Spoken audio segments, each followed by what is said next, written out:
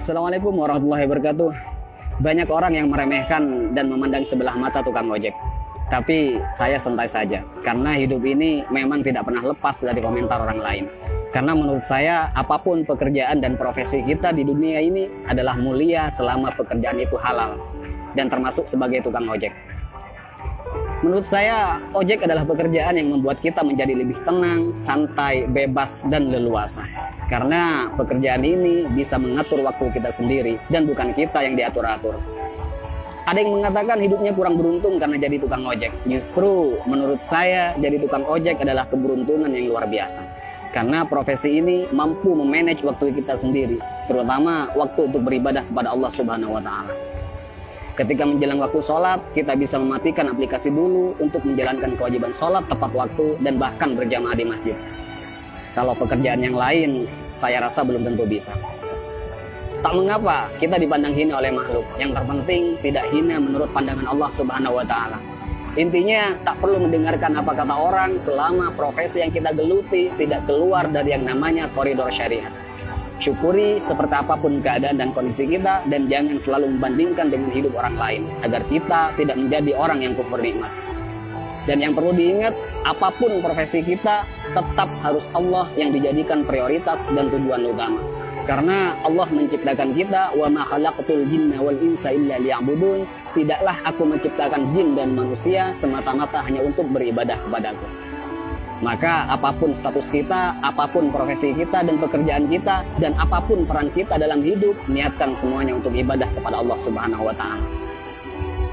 Ada sedikit motivasi dari saya, semoga bermanfaat. Bismillahirrahmanirrahim. Banyak orang kaya gelisah dengan kekayaannya dan hitung-hitungan dalam bersedekah, bahkan bersifat pelit dan kikir. Banyak artis bercerai padahal pasangannya sempurna, kaya, ganteng dan cantik. Banyak pejabat korupsi, padahal puluhan juta gaji dari jabatannya. Banyak polisi yang tak mengayomi, tapi malah memeras rakyat. Ada yang mengatasnamakan perjuangan, malah menilap dana bos. Banyak pembisnis sukses, tapi tidak jujur. Banyak yang masih bergelut dengan riba, hanya untuk gaya hidup. Ada yang menguasai banyak ilmu agama, tapi gemar bermaksiat dan tak mengamalkan ilmunya. Ada yang gemar berdakwah, tapi tak mampu mendakwahi dirinya sendiri. Ada yang suka minum khamr, narkoba, dan berzinah dengan alasan kesenangan. Ada yang sudah berkeluarga dan bahkan punya anak merasa kurang tentram, seolah jauh dari kata sakinah, mawaddah, warahmah. Ada atasan yang suka menyunat uang bawahannya. Ada seorang guru atau karyawan yang suka korupsi dan bahkan korupsi waktu. Ada yang punya proyek dan tidak jujur dengan proyeknya.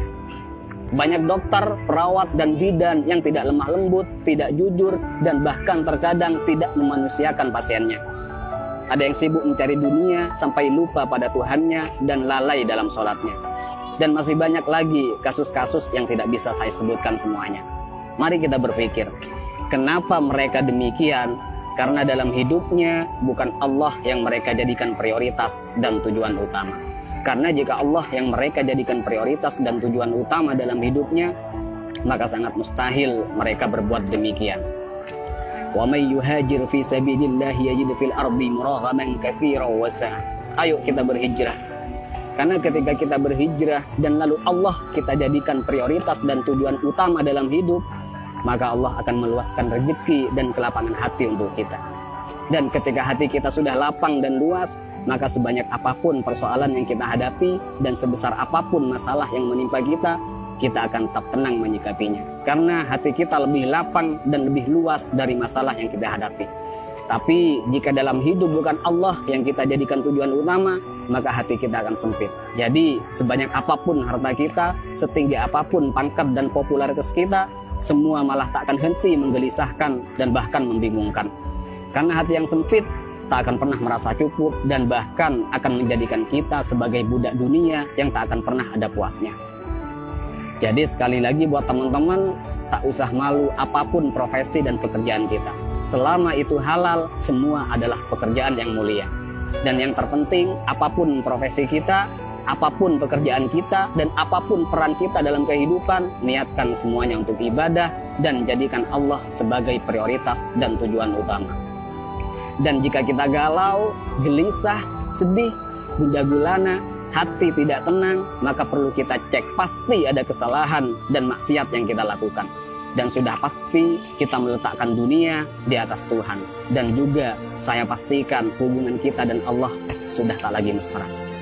Jadi kesimpulannya, tolak ukur ketenangan dan kebahagiaan bukanlah kekayaan, bukan jabatan, dan bukan popularitas.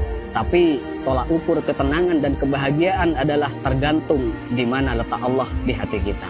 Assalamualaikum warahmatullahi wabarakatuh.